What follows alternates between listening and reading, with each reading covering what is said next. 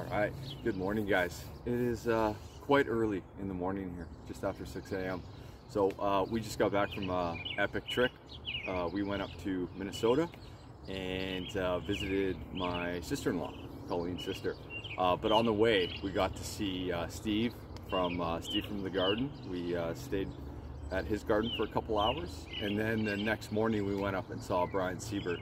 Epic. We got to see our soil under a microscope, which was pretty cool, and to see their gardens was pretty awesome. We're pretty lucky to be able to see some people that we watch. But anyways, got back late last night, and we actually have a tour coming here today, which we're really excited about. So I wanted to shoot this video super quick and just get it out, because we've built our other bed. As you guys know, this one was complete no-till lasagna. We just bukashi, cardboard, compost straight onto the grass, and then this one here we did a little bit differently. So let's get to it. All right, so I'm a big fan of Steve Digwell Greenfingers, and he speaks of synchronicity.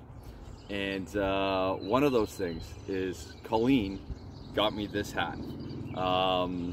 This came the morning that we left, which was pretty cool, the day that we finished these. So if you guys don't know No-Till Growers, Jesse at No-Till Growers, he's a great well, farmer and content creator. He also does a lot of good podcasts, and yeah, just a great guy. He kind of sits between Steve Solomon and Ingham and Dowding, in my opinion anyways. So I kind of built these beds, these new beds, by watching a bunch of his videos. So there's a few things that I wanted to incorporate that he does, and do some twists of my own. So let's see what I did.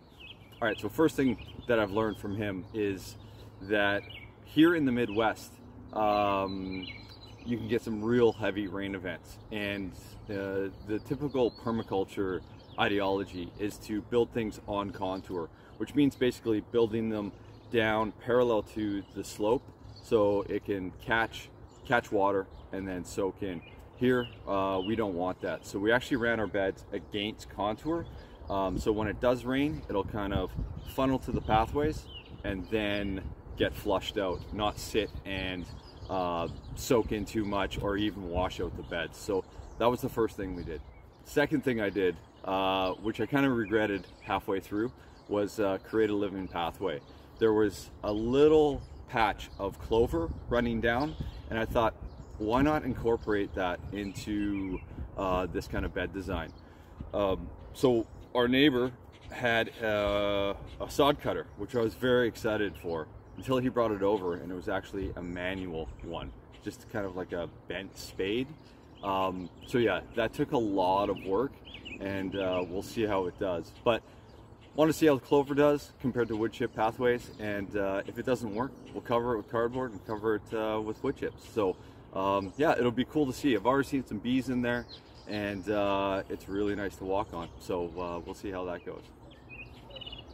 Okay, so the next thing I did, and what I was most excited about doing, because I've never done it before, was actually we tilled it. So don't want to get into the reasons too much why I tilled it, other than it's fun. Never tried it before, get to learn a lot, and based on the soil analysis sample results that we got back, and almost more importantly, what Brian Siebert saw under his microscope, I thought it was a really good opportunity to try something, and then we can just see. Now, the tilling, because it was my first time, was a bit of an adventure, but it really did a good job, and we were able to kind of rake up where the pathway was up and mound it onto the mounds, which obviously is something that you want to create here, especially in the Midwest. So super stoked to see what the tilling does, the benefits, and also the drawbacks. So stoked about that. Okay, then we just simply, in where the wood chip pathways are and the other areas, we just laid the cardboard down. Again, got it from a local appliance store. No tape, super easy, fit in the car really well. The boys over there were super happy to get rid of it, and yeah, then just laid wood chips on top and lightly watered it in. So it was really fast and easy process. And then yeah, to finish off the growing bed, we just added a very small amount of compost that we got from a local supplier here. Now again, the compost isn't the best. It's full of weed seeds, unfortunately, because that was one thing I really wanted to kind of see, was people say when you till and you do a one-time disturbance, or you till every year, you create a lot of weed seeds and a lot of issues for yourself.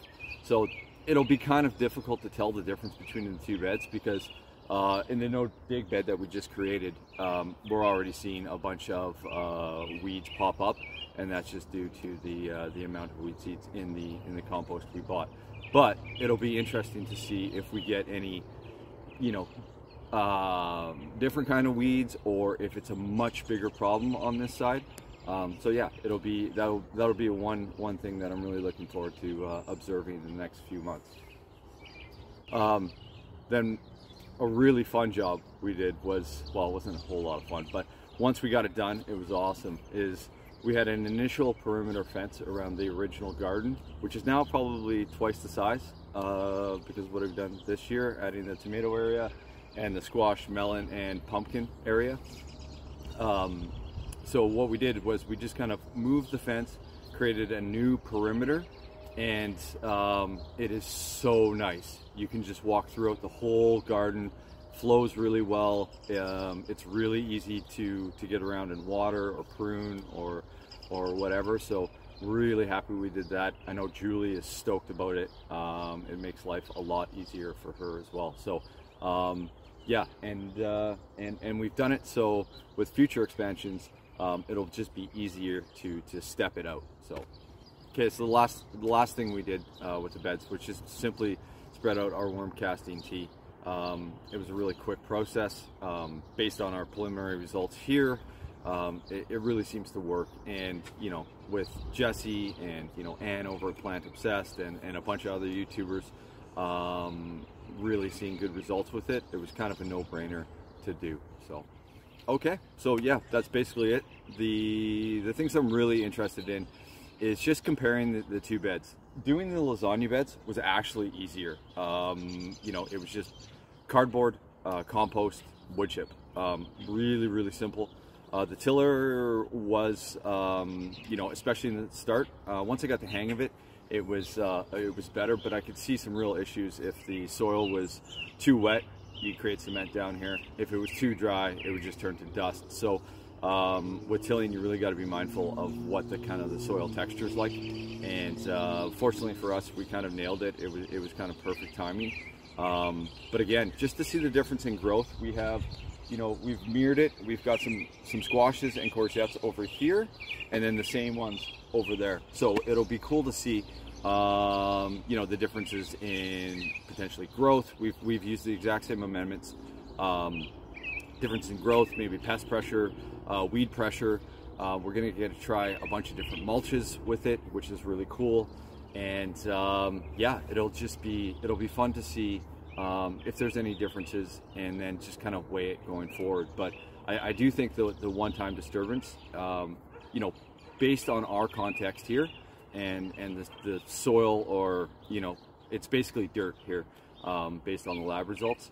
I think that might be a good kickstart to the garden. And then obviously we have no plans to till it again. We'll treat it like a no-dig bed, and yeah, it'll just be fun to see the differences over the summer and the coming years.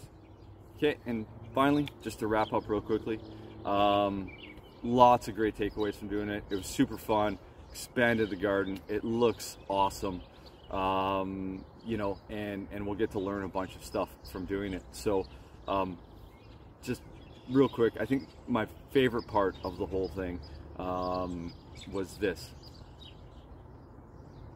It was great just to be able to come out and as a family, all kind of chip in where we could, how we could, and kind of build it together. Yeah, it was a lot of fun to do, and looking forward to doing some more expansions. All right, I gotta get ready for this tour that's coming, and I hope you guys enjoyed the video. And yeah, hands are kind of burner dirty now, so that's pretty awesome, and hope you guys stay awesome. All right, cheers.